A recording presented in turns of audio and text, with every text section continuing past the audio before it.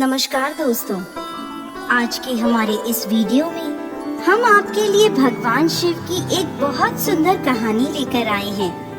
प्राचीन काल में किसी नगर में एक ब्राह्मण रहता था।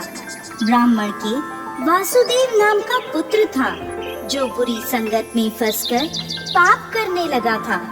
असत्य बोलता, मदिरा पान करता, चोरी करता, लोगों को लूटता, ये सब पाप वो करता था।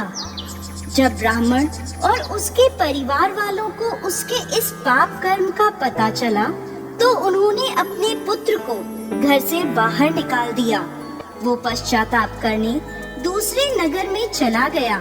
अपना पेट भरने के लिए भीख मांगने लगा, लेकिन जो पाप कर्म उसने किए थे, उसके फलस्वरूप उसके कोढ़ निकल आया। उसके शरीर के अंग गलने और सड़ने लगे। वो अत्यंत दुखी रहने लगा और नदी किनारे एक वृक्ष के नीचे अपनी कुटिया बनाकर उसमें रहने लगा।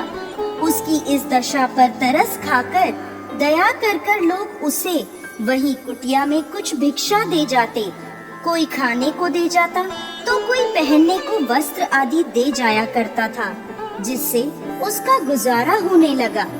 वो हर रोज नदी से जल भरकर लाता और कुटिया के पास मिट्टी में दबी एक शिला पर रख देता। ऐसा करते समय कुछ जल उसके मटके से उस शिला पर गिर जाया करता था। ऐसा उसके साथ हर रोज होता। एक बार जब वो नदी से जल भरकर लाया और शिला पर रखा, तभी उसके प्राण निकल गए। उसी समय यमदूत उसे ले जाने लगे। तभी आकाश से एक सुंदर विमान उतरा और उसमें से शिव दूत आए और यमदूतों से बोले, आप लोग इसे नहीं ले जा सकते। ये नर्क का नहीं बल्कि शिवलोक का अधिकारी है।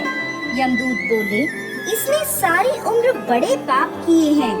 इसके पाप कर्मों के फलस्वरूप इसके परिवार ने भी इसे त्याग दिया, इसलिए ये नर्क के योग्य है। ये सुनकर शिवदूत बोले, इसने भगवान शिव को जल अर्पित किया है। ये जो वृक्ष के नीचे दबी शिला है, ये साधारण शिला नहीं बल्कि शिवलिंग है, जो कि काफी समय से यहाँ विराजमान है। ये कोई नहीं जानता। इस ब्राह्मण ने अनजाने में ही सही पूरे महीने महादेव को जल चढ़ाया है, इसलिए ये यमलोक का नहीं बल्कि शिवलोक का अधिकारी बन गया है। ऐसा कहकर शिवदूत उसे विमान में बैठाकर शिवलोक ले गए। जो व्यक्ति महादेव को जल अर्पित करता है, भोलेनाथ के मंत्र ओम नमः शिवाय का जाप करता है, इस कथा को सुनता है और सुनाता है, वो शिवलोक को प्राप्त करता है।